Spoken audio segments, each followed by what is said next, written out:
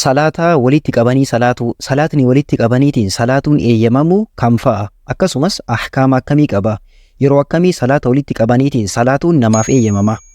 Viidiyoo kana keessatti waan kana ilaallaa, hamma dhumaatti sirriitti dhaggeeffadhaa, adda baafadhaatiin qabadhaa.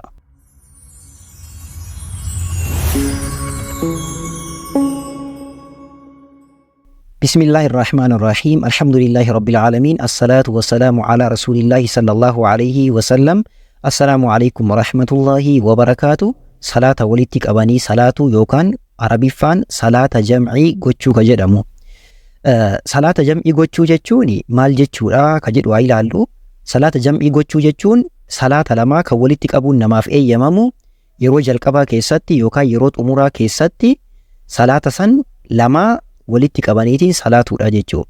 Salaata walitti qabuun namaaf eeyyamamu lama walitti qabaniitiin salaatuun maal jedhama? Jam'u salaati yookaan salaata jam'ii gochuu jedhama. Yookaan salaata walitti qabuu jechuudha. Salaatni walitti qabuun yookaan jam'ii gochuun namaaf eeyyamamu tokkoffaa salaata zuhriitii fi salaata asrii jara lamaa walirra salaatuun ni eeyyamama. Nama eeyyamamuuf qaba, akkaataa eeyyamamuu qaba. San inshaallah itti ni ilaalla.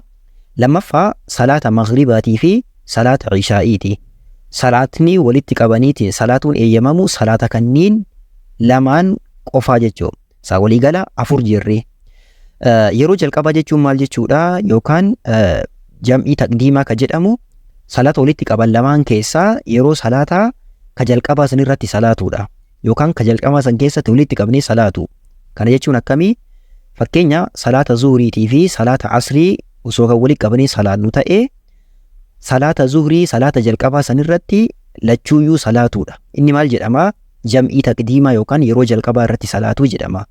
Yeroo jalqabaa yoo jedhe kanaa jechuudha. Lammaffaan jam'ii ta'akhiiraati. Jam'ii ta'akhiiraa jechuun maalidha? Yeroo xumuraa jechuudha.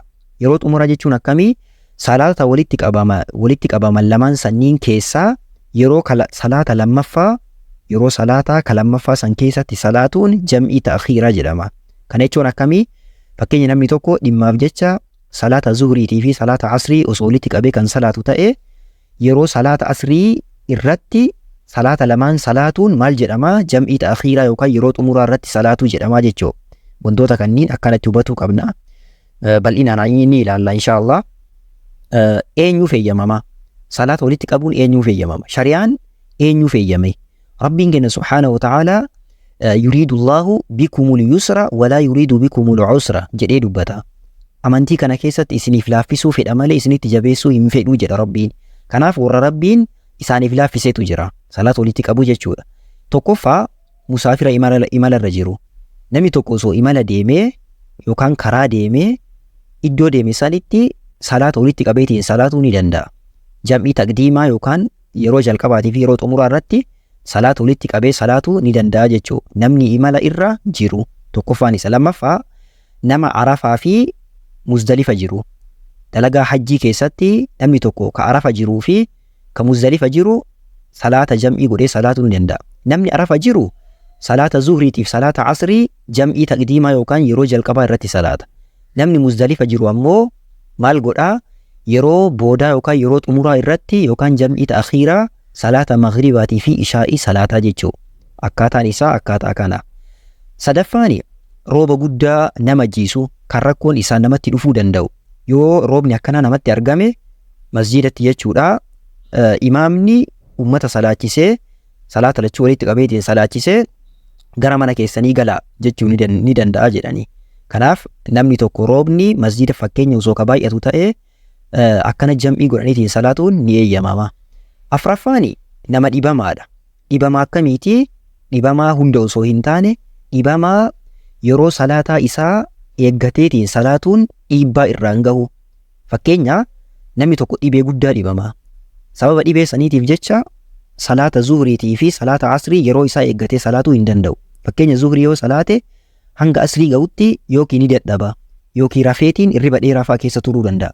Akkaataa hundattuu dhibeen inni isa qabde suni dhibeen namicha kana jirtu kuni salaata asrii kana yeroo isaatiin salaatu akkaataa isaatiin salaatu dadhabbii yoo itti geessu ta'e salaata zuhriitiif salaata asrii walirra salaatuu ni danda'a.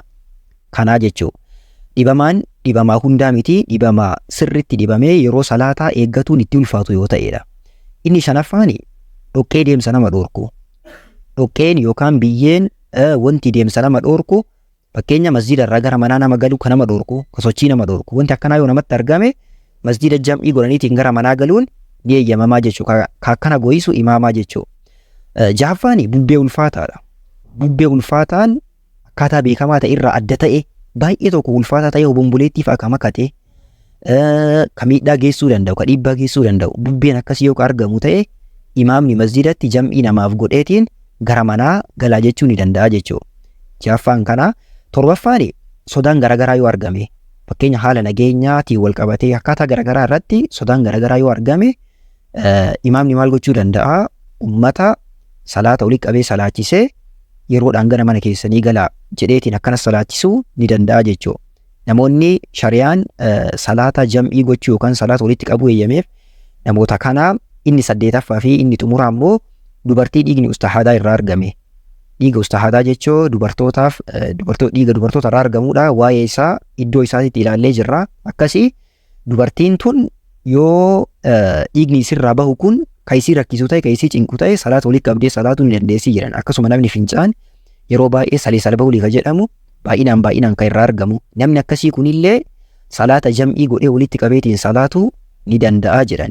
Shari'aan namoota 8 kanniiniif salaata walitti qabeetiin salaatuu jam'ii gochuu eeyyameefii jira jechuudha. Akkaataa shari'aan jedheen, haala shari'aan jedheen, ulaagaa shari'aan jedheen namoota kanniiniif eeyyamamaa jechuudha. Ahkaamoota salaata walitti qabuudhaan wal qabatan. Mee inshallah haa ilaallu. Salaata walitti qabuudhaan keessatti ahkaamoota hedduutu jira kan isaan wal qabatan. Tokkoffaa salaata walitti qaban yeroo jalqabaatii fi yeroo xumuraa keessaa yeroo namaa mijateetti salaatani. Namni yeroon jalqabaa isaa mijate yeroo jalqabaa irra salaata. Ulaagaa isaa eeggate. Namni yeroon xumuraa isaa mijate yeroo xumuraa irra salaata yookaan jam'ii ta'akhiiraa godhaa jechuudha. Akkaataa isaa mijateen salaata. Namni imala irra jirullee ta'ee namni kuuwwan illee. Lammaffaa salaata walitti qaban lama jidduutti salaatni sunnaa hin salaatamu. Fakkeenya namni tokko fakkeenya imala irra jiraatee osoo salaata lamaa walitti qabee yookaan salaanni jala dabree osoo fakkeenya salaata lamaa kan walitti qabee kan salaatu ta'e jidduu salaata kanniinii keessatti salaata sunnaa ta'ee salaata biroo salaatuun hin ta'u, hin eeyyamamu jechuudha. Attan kabiraatii miti turiinsa yeroo dheeraayyuu jidduu kanatti taasisuu hin qabu. Maal gochuu qabaa? Akkuma salaata kaan xumureen xiqqoo jedheetiin itti ol ka'aa jechuu kaanitti. Salaata sadii jam'ii gochuun hin danda'amu. Tokkoffaa salaata jum'aati. Salaata jum'aa salaata biroo wajjin jam'ii hin godhamu yookaan walitti hin qabamu. Lammaffaa salaata subhiiti. Salaata subhii salaata biroo wajjin walitti qabuun hin danda'amu. Ittaansee salaata asriitii fi salaata magriibaa walirratti jam'ii gochuudha. Dogongora namni hedduun keessa jiru. Salaata asriitii fi salaata magriibaa walirra salaatanii hin ta'u kuni yeroo isaa eeggatamee salaatuu qaba malee asrii fi magriibni walirratti hin salaatamu.